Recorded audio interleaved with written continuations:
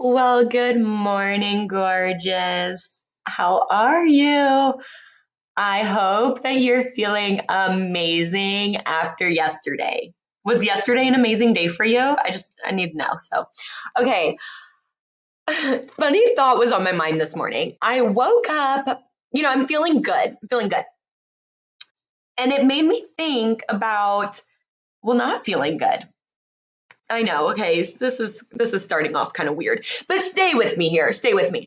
So I used to wake up like dreading the day, and I look back at my life, and I'm looking at like all of these various seasons, right, and just different reasons. So at one point, like I hated my job, so like every day was a chore, or at one point, like I just hated what I was studying, so like going to work or going to school because I knew like I had to go to work and then go to school, and there was always like a reason as to why I didn't want. Like there was always a disconnect as to why I didn't want to get up and go do whatever it was. And all of a sudden, here I am, and I'm like, I'm waking up and I'm not particularly like bouncing out of the bed, like jumping for joy. It's nothing like that, but it's this very still, like knowing that everything is right. I don't know if you know that feeling that I'm talking about. And it's a very grounded feeling, a very stable feeling. And it feels so good. But it made me think about like what is the difference? Like where did I go so right that somehow I quit waking up feeling all of this like dread, or really what it was more specifically this morning as I was thinking about all of the times I felt stuck. Like I just don't want to get out of bed because it feels the same as it's always been. And I think the reason why I'm pulled more towards that is because that is my most recent experience. Like in this phase of my life, if I'm dreading to get out of bed, that's what it is. It's not the job I don't want to go to or the people I don't want to see, because none of that is relevant for me. But what it is I have to have a purpose in the day. Like I have to have this fulfillment in the day. And sometimes I wake up and I just feel like, it's the same day. Like, what am I going to do today? Am I going to do dishes again? Am I going to cook again? Am I going to scroll through Facebook again? Am I going to, like, what am I going to do today? And sometimes it just feels so, and then you go into the kitchen and you start to do the dishes, and then it's even more, ugh. And where did I go so right, once again, where I'm not feeling that as much anymore, but instead I'm feeling this grounded feeling. I'm feeling this stable feeling.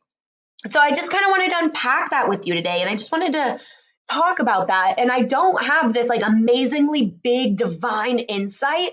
Like most things, it's simple and we just don't want to do it. Like we just don't want to hear it.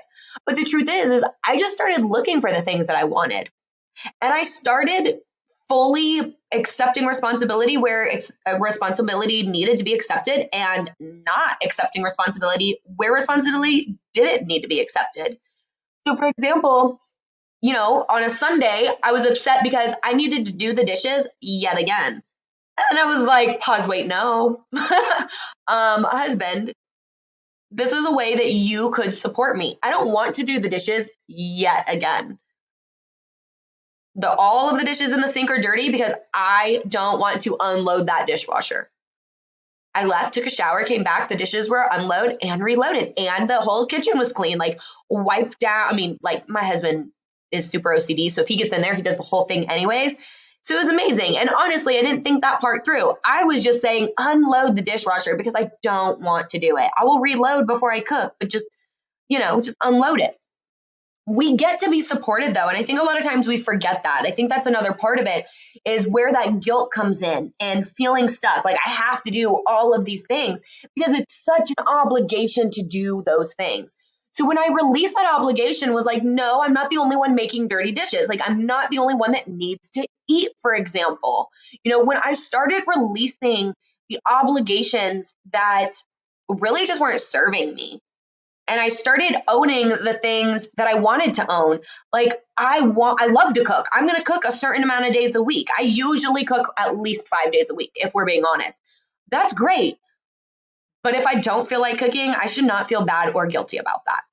And that was something I had to swallow, right? Like I had to accept. That was a really hard pill for me to swallow, honestly, because I grew up with this like homemaker extraordinaire. And I always knew I was never going to be the domesticated housewife.